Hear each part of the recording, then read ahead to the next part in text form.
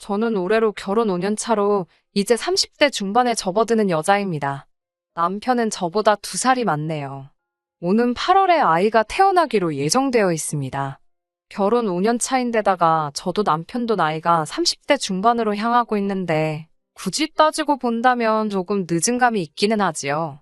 우리 아이만큼은 부족함 없이 키우고 싶어서 조금 욕심내느라 늦어졌어요. 홀시모 모시고 살던 남편도 그렇지만 저희 집도 사정이 넉넉한 편이 아니어서 시작이 조금 어려웠거든요. 맨땅에 헤딩까지는 아니지만 그래도 별거 없이 시작해서 여기까지 왔어요. 칭찬이나 박수갈채까지는 바라지 않았지만 시모나 신우를 보니 가족이 어떻게 이럴 수 있나 싶을 정도로 고달픈 사연들이 많았습니다. 결혼 시작할 때부터 지금까지 저나 남편을 어떻게 생각했길래 사람이 그럴 수 있나 싶어요. 지금에 와서는 남편도 저도 행복합니다.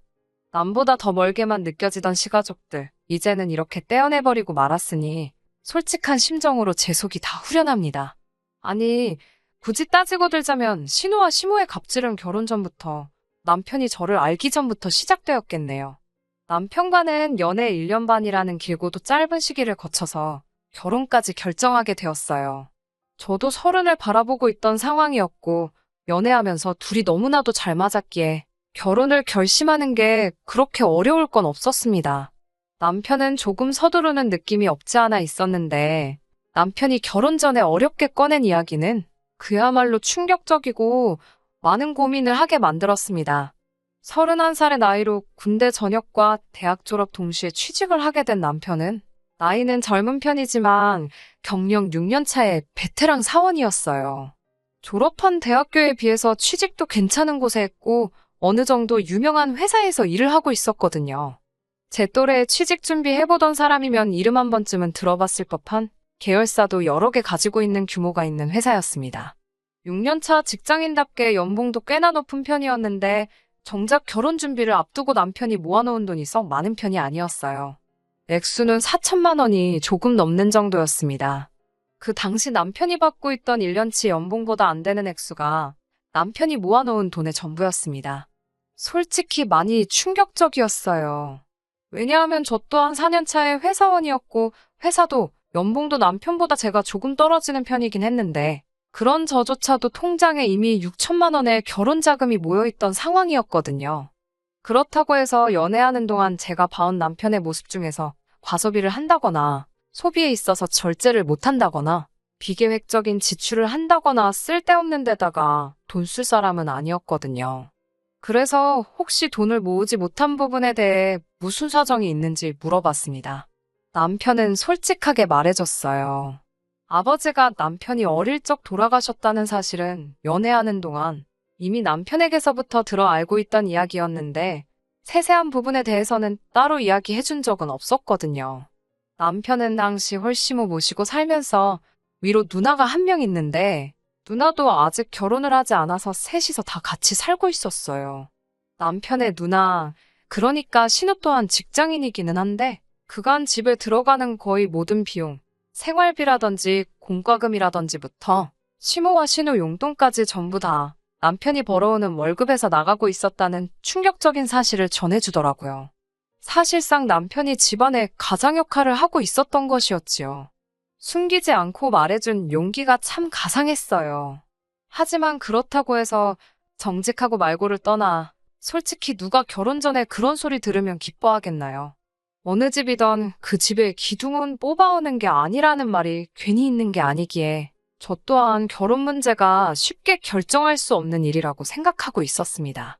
남편은 어렵게 입을 열었어요. 자기도 이런 상황에서 벗어나고 싶다고요. 처음에는 당연히 집안의 유일한 남자로 가족들을 먹여 살리는 게 자기한테 주어진 일이라고 생각했다고 합니다. 원래는 2살 위였던 누나가 돈을 벌고 있었기에 혼자서 힘들던 누나를 도와주고 싶었다고 해요. 그런데 신우는 남편이 취직을 한 그날에 다니던 직장을 그만두고 남편이 벌어오는 돈으로 놀고 먹었다고 하더라고요. 신우도 재충전에 시간이 필요하다 생각했던 남편은 딱히 다른 말은 하지 않았고 혼자 가족들 벌어먹이느라 힘들었지만 2년 정도 후에 누나가 직장을 다시 구하면서 한숨 돌릴 수 있을 줄 알았다고 하네요. 그런데 신우는 자기가 버는 돈은 자기가 버는 돈이고 생활비며 여러 비용들을 계속 동생인 남편한테서 받았었다고 해요.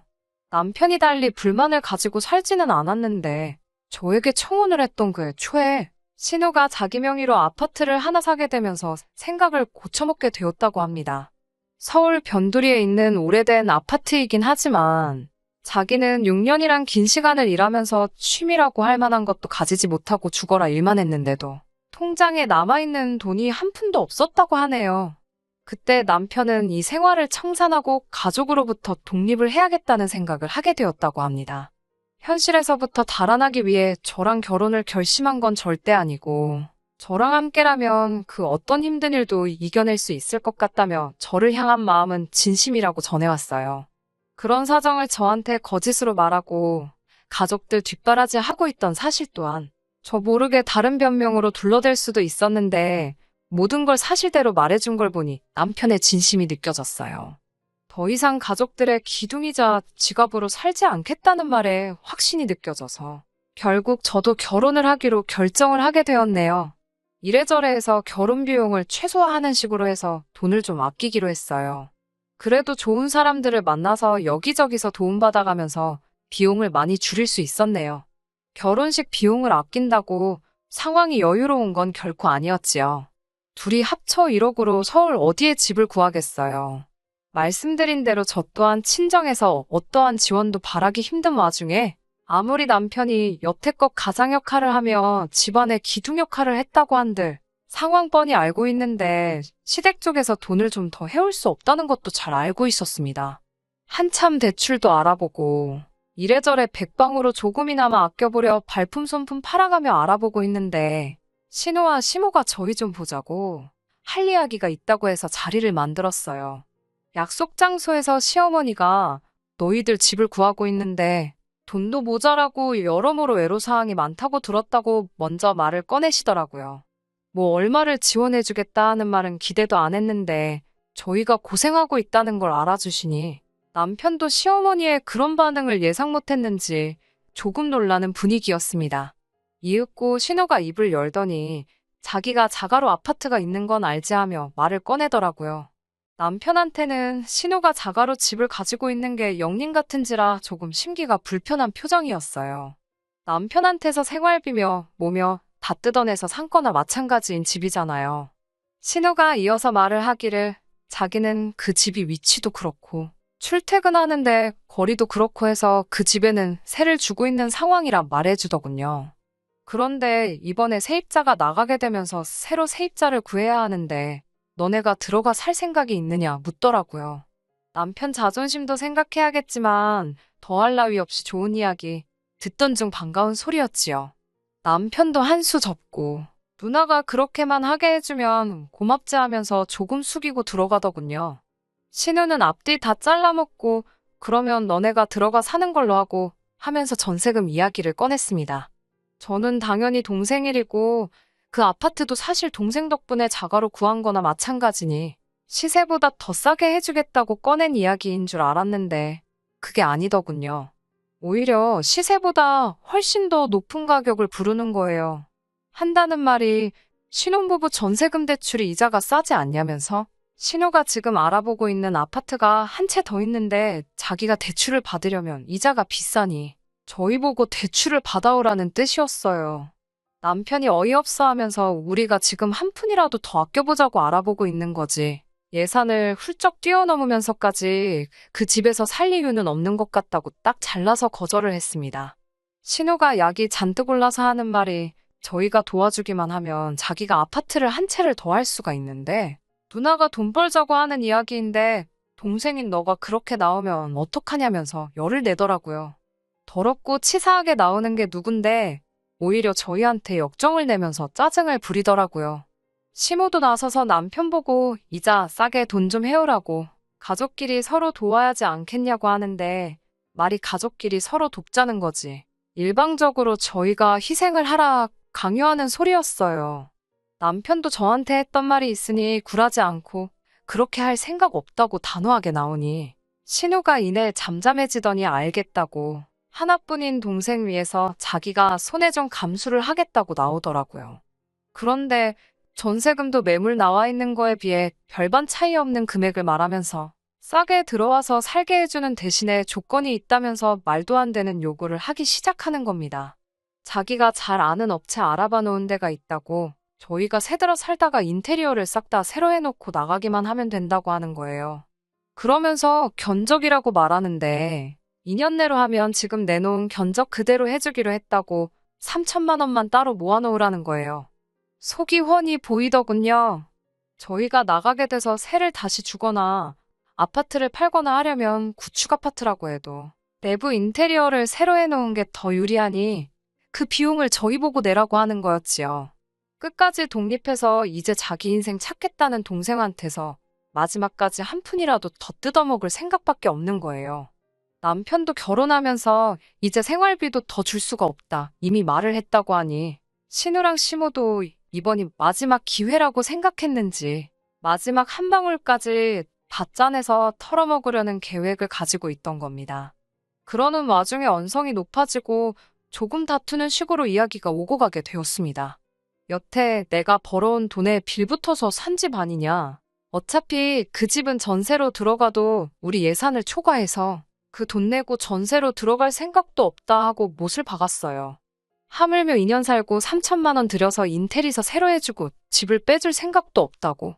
3천만 원이 누구 집 개 이름도 아니고 차라리 월세를 살아도 그거보단 싸게 먹히겠다고 하면서 신우시모와 대판 싸우게 되었지요. 결국 시모와 신우와는 더할 이야기도 없었고 연을 끊고 사내어 어쩌네 하면서 헤어지게 되었습니다. 가족끼리 연을 끊겠다는 말이 남편에겐 상처일 법도 했는데 오히려 이렇게 된 게 후련하다고 하면서 저한테도 크게 마음 쓰지 말라고 이야기를 해주더라고요. 겉으로는 아무렇지 않은 척 하지만 속은 말이 아니겠구나 싶었습니다. 그렇게 저희는 결혼을 하게 되었어요. 결혼식도 스몰 웨딩보다도 훨씬 더 조촐하게 했습니다. 어차피 시모와 신우가 연을 끊겠다며 결혼식도 불참하겠다 선언을 했거든요. 신혼집은 교통도 불편하고 집도 오래된 빌라였지만 저희 형편 안에서 가장 좋은 조건으로 구해서 들어갔어요. 어차피 맞벌이 부부였고 둘 다 같은 목적을 가지고 있었으니 그 생활이 힘들거나 하지는 않았습니다. 자녀 계획은 조금 미뤄지게 되었지만 돈도 수월하게 모을 수 있었고요. 더 나은 삶을 위해서 힘든 것도 있고 열심히 노력했지요. 결혼 직후 3년은 정말 뭐 했는지 싶을 정도로 순식간에 지나갔던 것 같아요.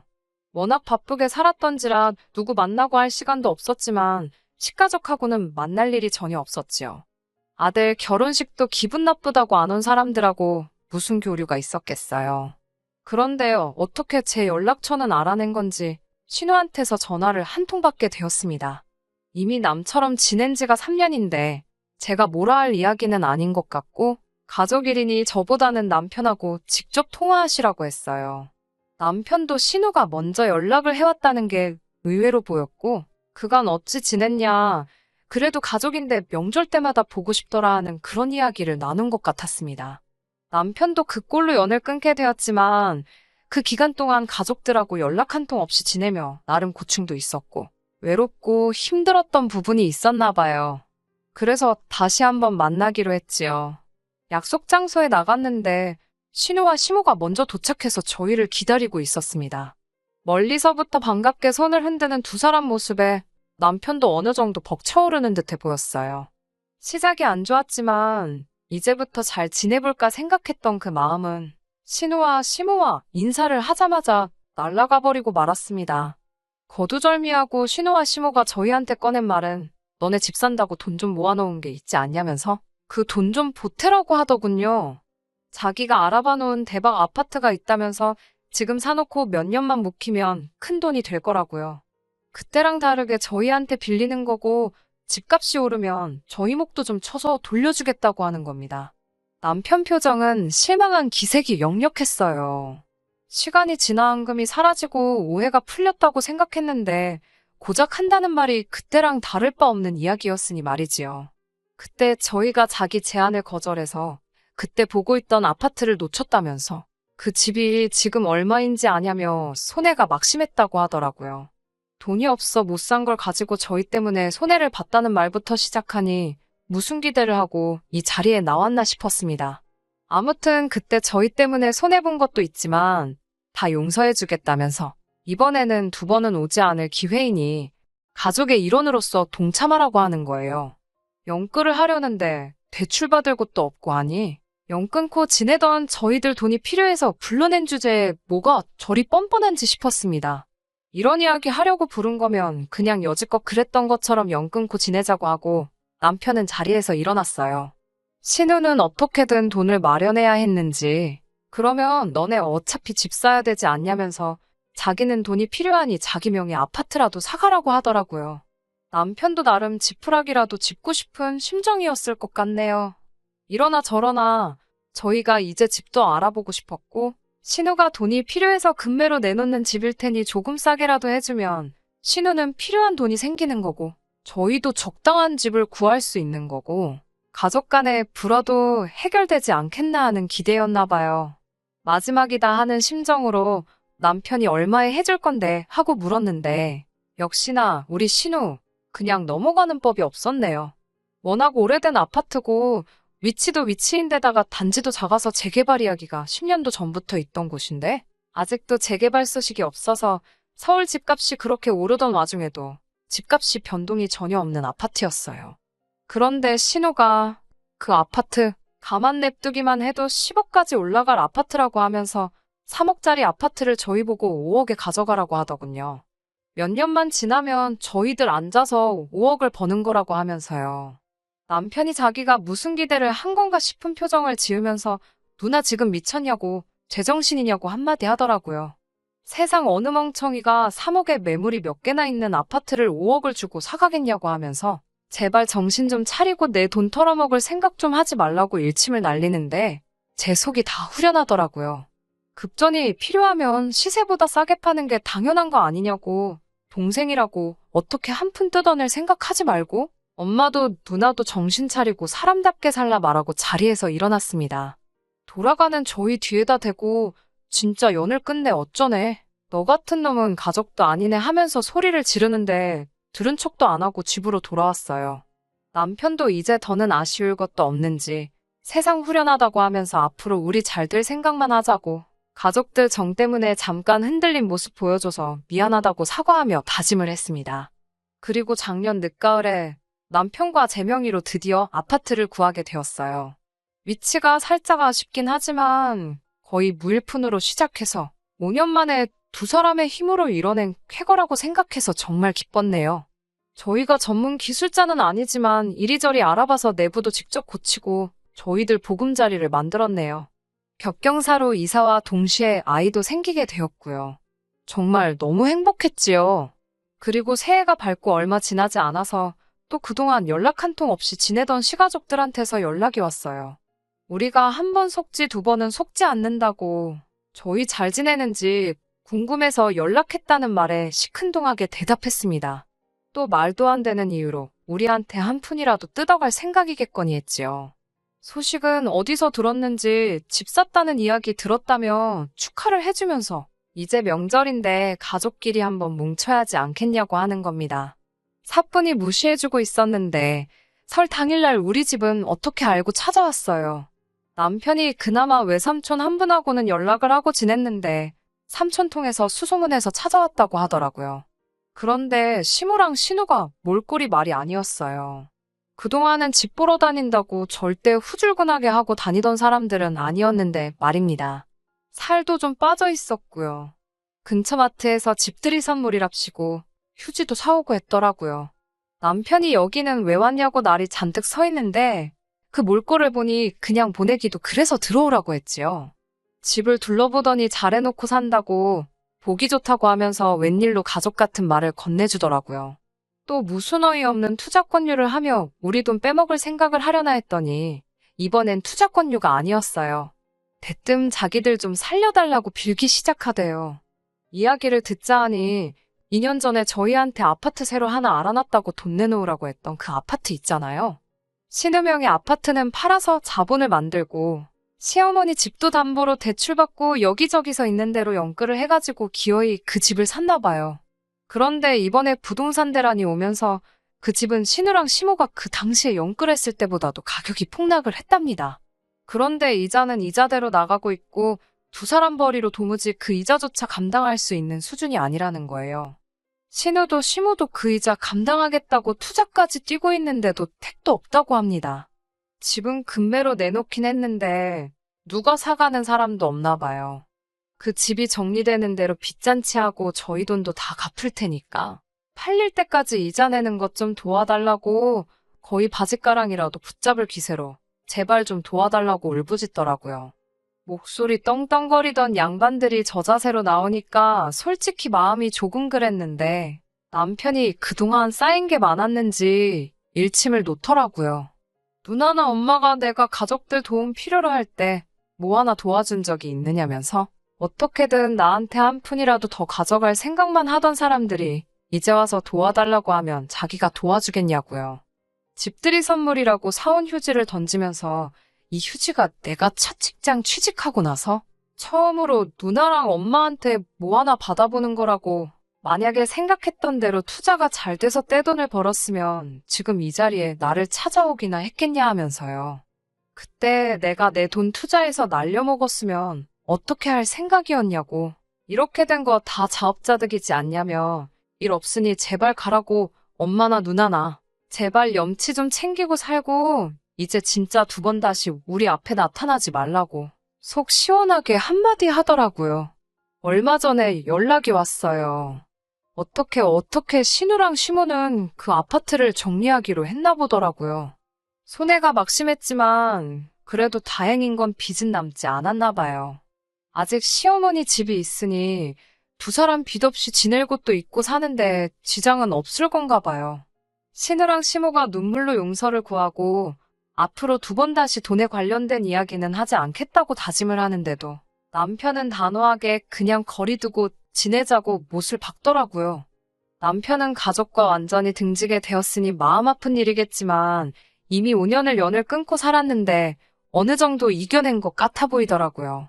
사람 쉽게 변하지 않는다고 지금이야 마음고생이 끝났으니 저럴 수도 있는 거고 아직 완전 쫄딱 망한 게 아니니 또 무슨 건덕지만 생기면 안 좋은 일로 얽히게 생겼으니 그냥 이렇게 있어도 문제 없다고 그냥 앞으로 우리 인생에만 집중하고 행복하게 살자고 하더라고요. 10년간 속에 삭혀만 두고 담아두고 있던 말을 했으니 남편 속이 얼마나 후련했을까 싶어요. 저도 제가 나서서 남편과 시어머니, 신우 사이를 이어주거나 하지는 않으려고요. 다른 사람도 아니고 자기 가족들 문제니 해결할 생각이 있으면 남편이 어련히 알아서 잘하겠지 믿음이 가네요. 남의 집 기둥은 뽑아오는 거 아니라고 해서 걱정했는데 괜한 걱정을 했던가 봐요. 저희는 새 보금자리에서 곧 태어날 아이와 함께 행복하게 살 계획입니다. 끝까지 들어주셔서 감사합니다. 오늘의 사연은 여기까지입니다. 구독과 좋아요, 알람 설정 부탁드리고 더 좋은 사연으로 다시 찾아뵙겠습니다. 감사합니다.